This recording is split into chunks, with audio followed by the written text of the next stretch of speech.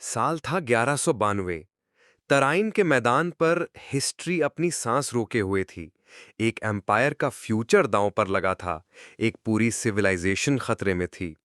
ये सिर्फ एक लड़ाई नहीं थी, ये एक टर्निंग पॉइंट था जो आने वाले 800 सालों तक एक पूरे सब कॉन्टिनेंट की किस्मत लिखने वाला था। ये वो दिन था जब दिल्ली का शेर, आखिरी महान हिंदू सम्राट जिसने दिल्ली के तख्त से राज किया, हार गया था। सम्राट पृथ्वीराज चौहान, एक नाम जो कहानियों में जिंदा है, लेकिन जिनका राज एक ट्रेजेडी में खत्म हुआ।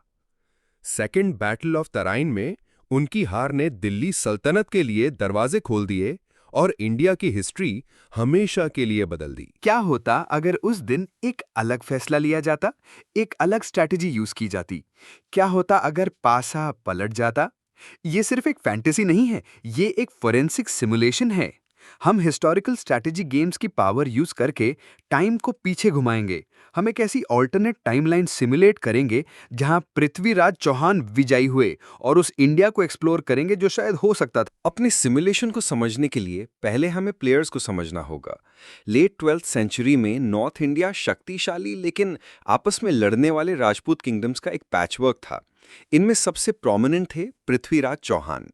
अपनी दो राजधानियों अजमेर और दिल्ली से वो एक जबरदस्त योद्धा थे जो बचपन से ही मशहूर थे।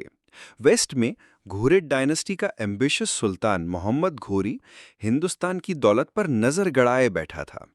1191 में उनकी सेनाएं तराइन में पहली बार टकराई। पृथ्वीराज की फौज जीत गई। सुल्तान की आर्मी बुरी तरह हार गई और घोरी खुद घायल होकर पीछे हटने पर मजबूर हो गया। कहानियों के मुताबिक पृथ्वीराज ने टूटी हुई सेना का पीछा ना करने का फैसला किया। एक ऐसा फैसला जो बाद में उन पर बहुत भारी पड़ा। एक साल बाद 1192 में मोहम्मद घोरी वापस लौटा। वो सिर्फ जीतने नहीं आया था, वो बदला लेने आया था। उसने पूरा साल अपनी सेना को फिर से बनाने में लगाया था, खासकर अपने एलीट मोबाइल घुड़सवार तीरंदाजों पर फोकस करते हुए। सेकेंड बैटल ऑफ तराइन के लिए मैदान तैयार था। पृथ्वीराज ने राजपूत फोर्सेस का एक बड़ा गठबंधन इकट्ठा किया। कागज पर उनकी सेना बड़ी और ज्यादा शक्तिशाली थी। बैटल वैसे ही शुरू हुई जैसे पहली वाली हुई थी, राजपूत कैवलरी और जंगली हाथियों के एक जबरदस्त चार्ज के साथ, जो घुरिद लाइंस से जा टकराए। लेकिन इस बार घोरी के पास एक प्लान था, एक जानलेवा जाल। अपनी जगह खड़े रहने के बजाय उसके कैवलरी विंग्स ने एक क्लासिक स्टेप ट्रिक यूज की, झूठा पीछे हटना, यानी फेंड रिट्रीट। ये सोचकर कि जीत पास है, राजपूत कमांडर इस चाल में फंस गए। उन्होंने अपनी डिसिप्लिन्ड रैंक्स तोड़ दी और पीछा करना शुरू कर दिया। यही सबसे बड़ी गलती थी। वो अपने इन्फेंट्री सपोर्ट से बहुत दूर, बिखरे हुए और थके हुए एक जाल में फंसते जा रहे थे। और फिर जाल बंद हो गया। घोरी ने अपनी एलीट फ्रेश रिजर्व कैवलरी को छोड़ दिया। उन्होंने बिखरी हुई राजपूत आर्मी के कमजोर साइड पर हमला किया। शिकारी अब शिकार बन चुके थे। केओस फैल गया। पृथ्वीराज हार गए, पकड़ लिए गए और दिल्ली का रास्ता खुला छोड़ दिया गया। हिस्ट्री, जैसा कि हम जानते हैं, लिखी जा चुकी थी। लेकिन अब हम अपना सिमुलेशन शुरू करते हैं। क्या होता अगर पृथ्वीराज, एक ब्रिलियंट कमांडर, ने इस ट्रिक को पहले ही समझ लिया होता? क्या होता अगर उनके सेनापतियों ने डिसिप्लिन बनाए रखा होता? Point of divergence, Rajput forces पीछा नहीं करती। हमारी नई टाइमलाइन में राजपूत कमांडर लाइन होल्ड करते हैं। फेंड रिट्रीट फेल हो जाता है। घोरी का जाल काम नहीं करता। अब पृथ्वीराज इनिशिएटिव लेते हैं। वो अपनी कैवलरी को बिखरे हुए घुरिद विंग्स को घेरने के लिए भेजते हैं, जबकि उनकी पावरफुल इन्फेंट्री कोर्स स्टेडीली आगे बढ़ती है। नतीजा घुरिद्स के लिए एक भयानक हार है। इस बार बचने का कोई रास्ता नहीं है। मोहम्मद घोरी या तो पकड़ा जाता है या मैदान में ही मारा जाता है। इंडिया पर घुरिद खतरा एक जनरेशन के लिए टूट जाता है। हमारे सिमुलेशन में एक मेजर विक्ट्री इवेंट पॉपअप होता है।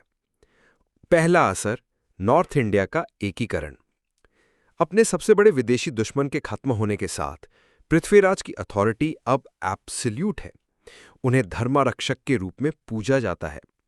लेकिन उनका काम अभी खत्म नहीं हुआ। अब वो अपना ध्यान अपने मुख्य इंटरनल राइवल कन्नौज के जयचंद पर लगाते हैं। हमारे सिमुलेशन में अपने जबरदस्त प्रेस्टीज और वेटरन आर्मी का यूज करके पृथ्वीराज गहड़ावलास को झुकने पर मजबूर करते हैं और अपने शासन के तहत एक सच्चा राजपूत महासंघ बनाते हैं, एक इम्पीरियम, एक चक्रवर्ती। दूसरा असर, एक कल्चरल रिनेसॉन्स। दिल्ली सल्तनत की स्थापना के बिना वो इंडो इस्लामिक आर्किटेक्चर जो हम जानते हैं कभी अस्तित्व में नहीं आता। हिंदू मंदिरों के खंडर पर बना कुतुब मीनार नहीं होता, इसके बजाय हमारी टाइमलाइन में दिल्ली और आगरा में विशाल मंदिरों का निर्माण होता है। मिडिल ईस्ट के साथ ट्रेड रूट्स तो रहते, लेकिन नॉर्थ इंडिया का कल्चरल और रिलीजियस लैंडस्केप ज्यादातर हिंदू और बुद्धिस्ट ही रहता। हमारा सिमुलेशन एक बिल्कुल अलग इंडिया दिखाता है। नॉर्थ में एक शक्तिशाली यूनाइटेड हिंदू एम्पायर, फ्यूचर के हमलावरों जैसे मोंगल्स के खिलाफ एक मजबूत दीवार होता। सबकॉन्टिनेंट का पॉलिटिकल और कल्चरल डेवलपमेंट एक बिल्कुल अलग रास्ते पर चलता। ऑफ कोर्स ये एक सिमुलेशन है, हिस्ट्री कॉम्प्लेक्स होती है और इस नए एम्पायर को भी अपने इंटरनल चैलेंजेस और सक्सेशन क्राइसिस का सामना करना पड़ता। लेकिन ये एक पावरफुल थॉट एक्सपेरिमेंट है। ये दिखाता है कि कैसे एक दिन में कुछ लोगों के एक्शंस सदियों तक गूंज सकते हैं। सेकेंड बैटल ऑफ तराइन सिर्फ एक किंगडम का अंत नहीं था, ये एक नए युग की शुरुआत थी। एक विजयी पृथ्वीराज चौहान ने सिर्फ अपना राज्य नहीं बचाया होता, उन्होंने एक अरब से ज़्यादा लोगों के लिए एक अलग भविष्य गढ़ा होता। आपके हिसाब से इस ऑल्टरनेट टाइमलाइन में सबसे बड़ा बदलाव क्या होता? हमें कमेंट्स में ज़रूर बताएं। और अगर आप ऐसी और सिमुलेटेड हिस्ट्रीज देखना चाहते हैं तो सब्सक्राइब करना ना भूलें।